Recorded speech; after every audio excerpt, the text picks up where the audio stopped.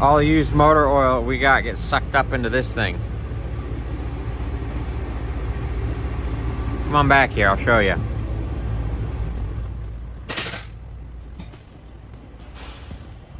Well, Hey there.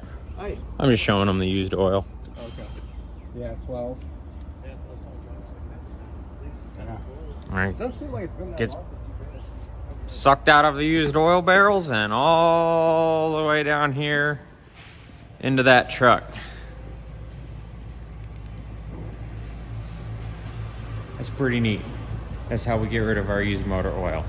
So all the stuff from these cars goes into those barrels and into that truck and taken away. Okay. West of the branch.